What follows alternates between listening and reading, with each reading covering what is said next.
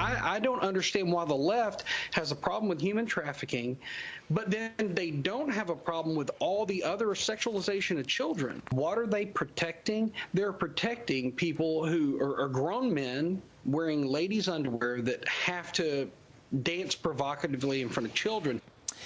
That was Texas State Representative Brian Slayton reacting earlier to these alarming images of Antifa militants lining the street outside a drag show for kids in Texas. Outkick host Tommy Lahren joins us now. Tommy, why do you think the left keeps trying to push this sexuality on these little kids? Like, when you see these disturbing images of a kid-friendly drag show, which I don't know what makes it kid-friendly, if there's even such a thing. But why do you think they keep trying to do this and push these on these kids?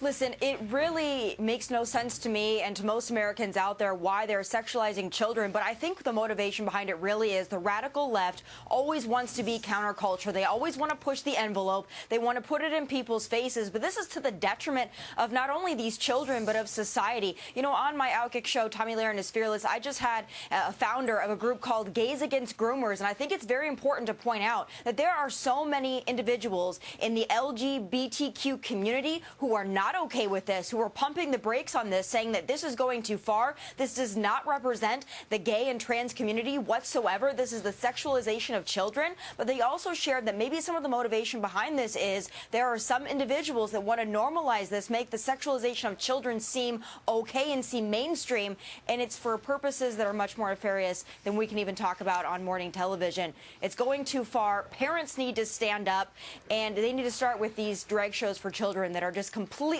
wildly inappropriate. That is such a key point. I don't know one member, my friend group that's gay, that thinks this is in any way, shape, or form all right. Meantime, Hillary Clinton taking to social media, defending the Party Loving Prime Minister of Finland, who's facing criticism for twerking and dancing with a man who was not her husband. So, of course, Hillary has to inject herself into this, releasing this photo of herself. That's the Prime Minister. That's not Hillary. There's Hillary. Here's me in Cartagena while I was there for a meeting as Secretary of State. Keep dancing. Your reaction, Tommy?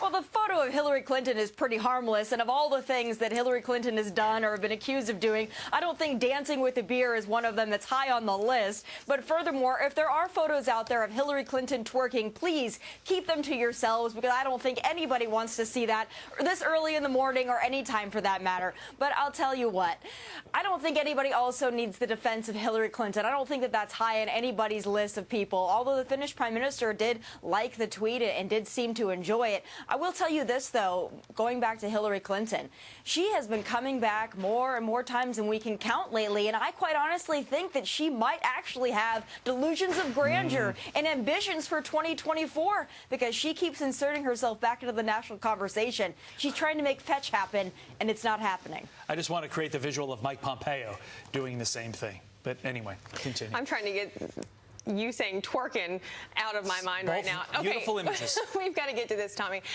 Meghan Markle is taking a jab at the British monarchy once again. She says she was happy to leave and get her social media accounts back, but then she said this, having to share pics of her kids with the British press. Quote, "Why would I give the very people that are calling my children the N-word a photo of my child before I can share it with the people that love my child? You tell me how that makes sense, and then I'll play that game." Your reaction? For somebody who claims to not care about the royal family, that wants to distance themselves from the royal family, it's quite interesting how she has to use the royal family for a come-up at every turn. Listen, if you don't want to be part of the royal family, if you'd rather be in Hollywood, if you'd rather be on a podcast, so be it. But maybe keep that family out of your mouth, because it means a lot to a lot of people. To you both, quite frankly, I don't care much about the royal family. I don't care much about Meghan and Harry or any of them. But I will say this, for the amount of attention we're giving Meghan, it's not for Meghan on her own. It's for every time that she has to diss the family that she is still a part of. So maybe move on to something else and leave them out of your mouth, because quite frankly, if you don't like them, they don't like you. Let's just all move forward. She might not have a podcast, though, if that were the case. So it's quite obvious that it's attention that she's seeking. Somehow Meghan Markle had no idea she was marrying a prince, even though she married Slipped her mind. Prince Harry. Tommy Lahren, Tommy Tuesday, we thank you very much. We appreciate it.